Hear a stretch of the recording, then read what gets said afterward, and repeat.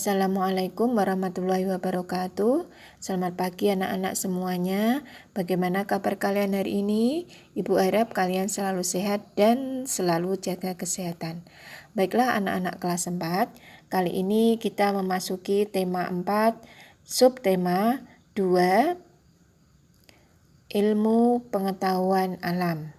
Baiklah, untuk materi yang akan Ibu berikan hari ini yaitu KD 3.8 dan KD 4.8 tentang pemanfaatan teknologi modern dan tradisional serta dampaknya bagi sumber daya alam.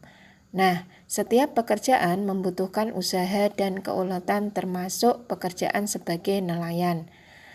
Siapakah nelayan itu?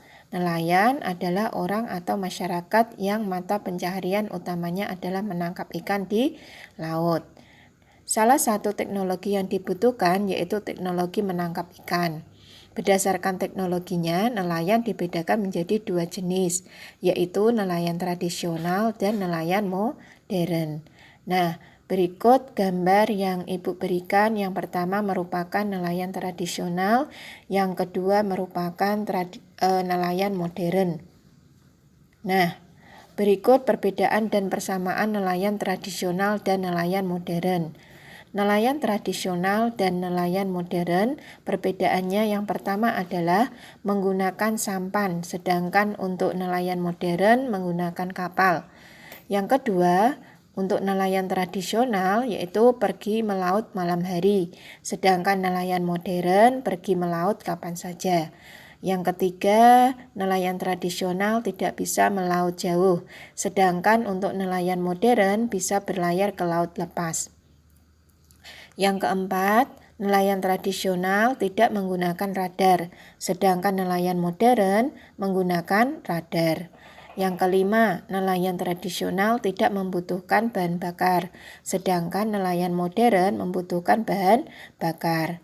Nah, berikut persamaan nelayan tradisional dan nelayan modern. Sama-sama mencari ikan, kemudian yang kedua menjual ikan untuk kebutuhan sehari-hari.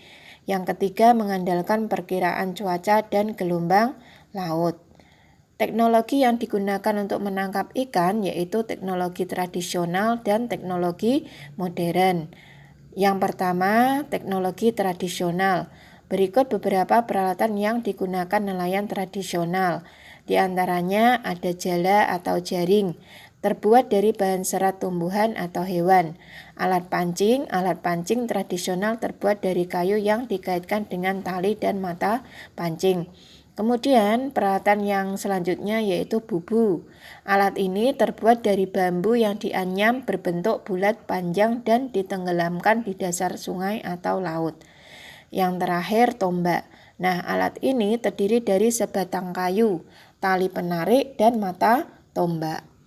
Tombak dilemparkan ke dalam air, kemudian tali penarik ditarik sehingga bisa mendapatkan ikan. Nah, berikutnya ini Ibu berikan gambar berupa jala atau jaring, kemudian alat pancing, ada bubu seperti ini, kemudian alat tombaknya juga seperti ini. Nah, yang kedua yaitu teknologi modern. Berikut beberapa peralatan yang digunakan nelayan modern. Berikut beberapa peralatan yang digunakan nelayan modern. Di antaranya ada radar. Nah, radar ini alat untuk mendeteksi kumpulan ikan. Alat ini membantu nelayan menemukan perairan yang terdapat banyak ikan. Kemudian yang kedua, pukat harimau. Pukat harimau ini bisa menjaring ikan lebih banyak dibanding jaring tradisional. Yang ketiga yaitu bom ikan, bahan peledak yang diledakkan di dalam laut untuk menangkap ikan. Nah, selanjutnya racun. Racun merupakan zat pelemas untuk ikan yang terbuat dari tumbuhan dan bahan kimia. Nah, berikut untuk pendeteksi ikan yaitu radar, kemudian bom ikan, kemudian ada pukat harimau. Nah, selanjutnya dampak pemanfaatan teknologi bagi sumber daya alam. Dampak positif penggunaan teknologi. Teknologi tradisional diantaranya tidak merusak ekosistem. Yang kedua, bahan dan alat yang digunakan mudah didapat. Teknologi modern, hasil tangkapan nelayan lebih banyak, menghemat waktu dan tenaga karena menggunakan peralatan canggih. Nah, berikut dampak negatif penggunaan teknologi. Yang pertama, teknologi tradisional. Hasil tangkapan sedikit karena tergantung pada cuaca dan arah angin. Menghabiskan waktu dan tenaga karena peralatan sederhana. Sedangkan untuk teknologi modern, dampak negatif penggunaan teknologi merusak lingkungan jika digunakan secara berlebihan, menghabiskan biaya. Kemudian, apakah kalian tahu bahwa penggunaan bom ikan itu bisa mengakibatkan beberapa pelestarian sumber daya alam itu tidak bertahan, ya? Di antaranya yang pertama ada bom ikan, ya. Akibat penggunaan bom ikan, yang pertama itu karena bom mengandung bahan kimia yang dapat mencemari laut. Yang kedua akibat penggunaan bom ikan yaitu bisa menghancurkan terumbu karang dan ekosistem di bawah laut. Kemudian bisa membunuh semua hewan laut di sekitarnya, termasuk anak-anak ikan dan terumbu karang.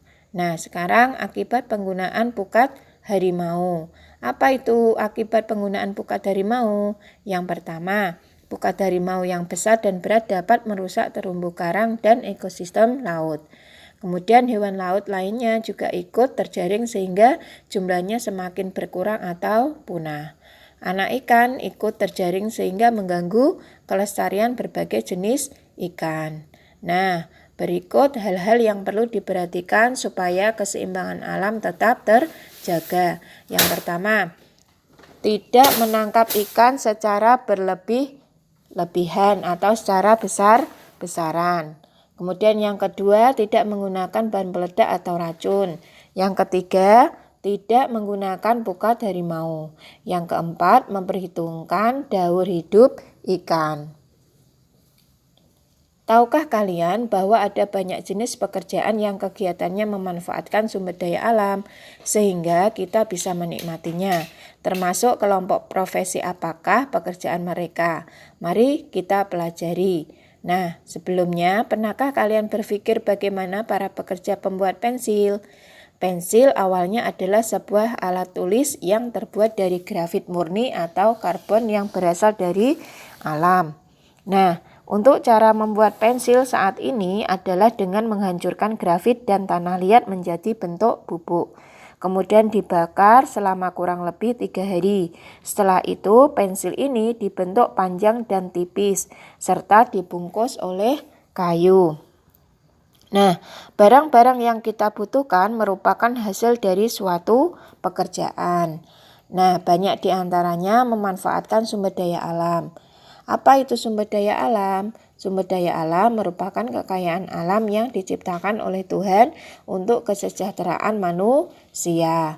Nah, berikutnya adalah penugasan untuk kalian, bisa dilihat di buku paket halaman 73. Kalian bisa mengisi tugasnya di dalam buku paket sekaligus. Kemudian dikirim, difoto melalui Google Classroom atau WhatsApp guru kelas masing-masing. Terima kasih untuk materi hari ini. Wassalamualaikum warahmatullahi wabarakatuh.